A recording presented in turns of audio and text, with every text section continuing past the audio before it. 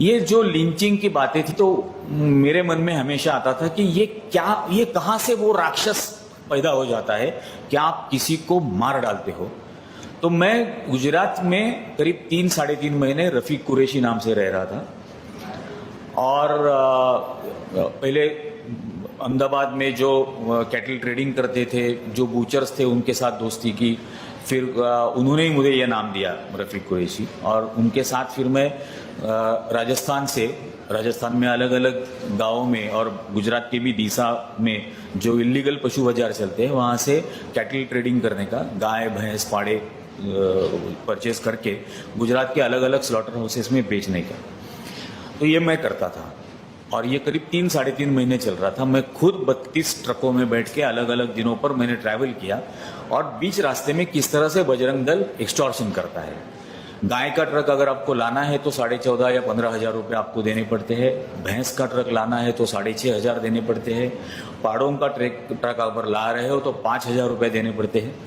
और वो पालनपुर में चौधरी नाम के हैं बजरंग दल के, वो ये पूरा नेटवर्क चलाते हैं।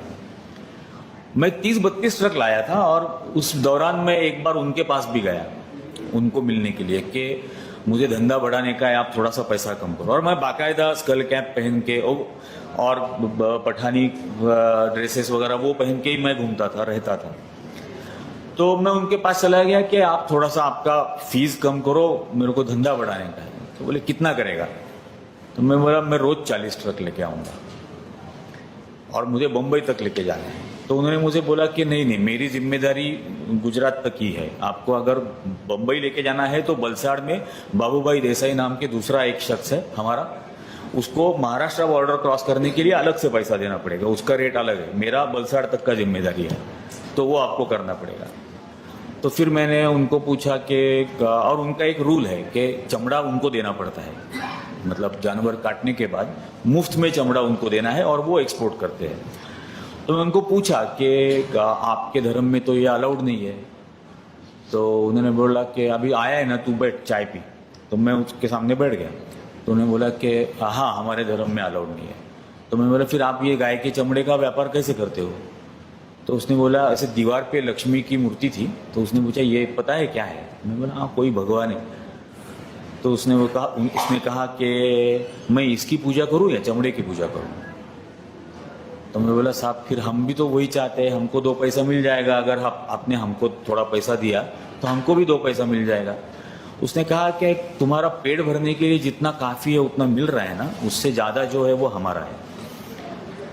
फिर काफ़ी बातें उसने उस वक्त बताई कि करीब रोज 1.5 करोड़ रुपया पालनपुर के वो जो अमीरगढ़ का चेक पोस्ट है वहां पर एक दिन में रोज 1.5 करोड़ रुपया इकट्ठा होता है। ईद के बाद आना, तब बात करेंगे, शायद कुछ थोड़ा बहुत कम करेंगे, तो ईद के बाद आना।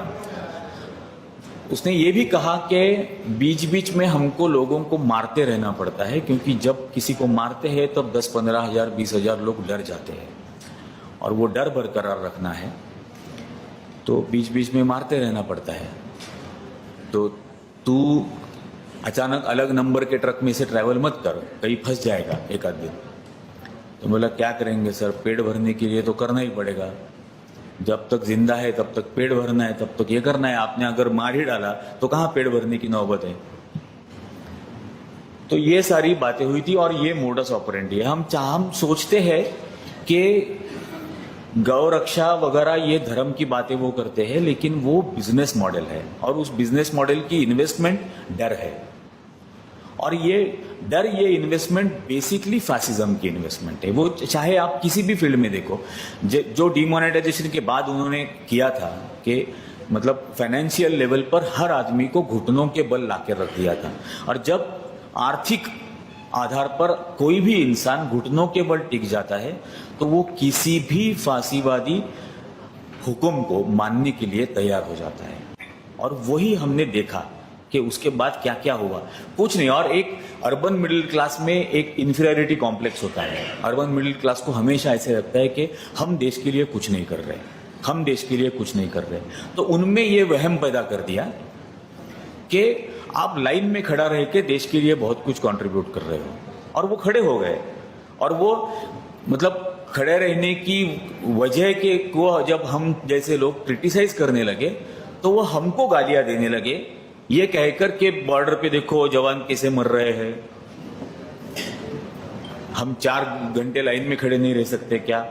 और ये बेसिकली इसलिए होता है क्योंकि उन्होंने उनका जो इंफीरियरिटी कॉम्प्लेक्स है उसको ट्रीट करने की कोशिश की, उसको एड्रेस करने की कोशिश की, और इसलिए ये पूरा बेवकूफ अर्बन मिडिल क्लास उनके पीछे दौड़ रहा था। लेकिन ये जाकर कभी कोई देखता नहीं है कि वाकई में ये क्या हो रहा है, ये किस तरह से हो